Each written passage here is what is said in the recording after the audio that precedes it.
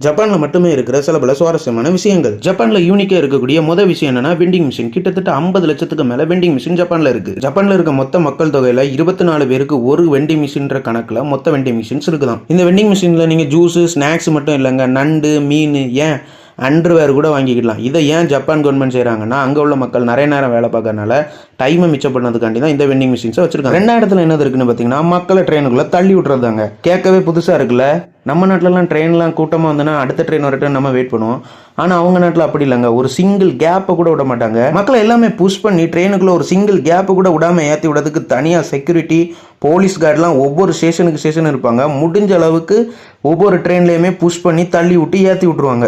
மூணாவது இடத்துல என்ன இருக்குன்னு பார்த்தீங்கன்னா, கேப்சூல் ஹோட்டல்ஸ். கிட்டத்தட்ட ஒரு ரூமோடி ரொம்ப சின்னதாக இருக்கக்கூடிய ஹோட்டல்ஸ். என்னதான் இந்த ஹோட்டல்ஸ் உங்கள் ரூமோடி ரொம்ப சின்னதாக இருந்தாலும் உங்களுக்கு என்னென்ன தேவையோ அது எல்லாமே அந்த ஹோட்டல்ஸில் இருக்கும். டிவி, பெட்டு, பிளாங்கெட்ஸ், உங்களுக்கு என்னென்ன தேவையோ எல்லாமே அந்த ஹோட்டலில் இருக்கும்.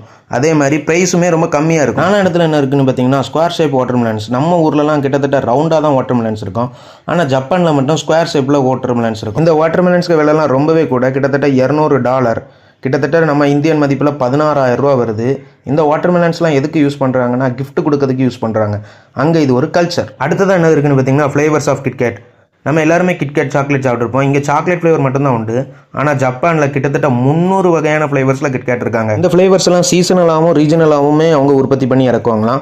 ஒவ்வொரு சீசனுக்கு சில லிமிடெட் எடிஷன் ஃப்ளேவர்ஸும் இறக்குவாங்களாம். ஜப்பானில் கிட்டத்தட்ட ஒரு வருஷத்துக்கு 1500க்கு மேலே நிலநடுக்கம் வருமாங்க. அது மட்டும் இல்லாமல் ஜப்பானை சுற்றி கிட்டத்தட்ட 40 எரிமலைகள் ஆக்டிவாக இருக்காங்க. ஜப்பானில் கிட்டத்தட்ட 80% இடம் மலைகளால் மட்டுமே சூழப்பட்டிருக்காங்க. ஜப்பான் ஒரு தீவுகளால் ஆன நாடு. கிட்டத்தட்ட 6852 தீவுகள் தாங்க ஜப்பான்னு சொல்கிறோம். நம்ம உலகிலேயே ஜப்பானியர்கள் தான் அதிக நாள் உயிர் வாழ்கிறாங்களா. இவங்களோட சராசரி வயது விகிதம்னு பார்த்தீங்கன்னா 84. இந்த வீடியோவில் ஜப்பானில் நடக்கக்கூடிய சில பல விஷயங்களை பற்றி நம்ம தெரிஞ்சுக்கிட்டோம்.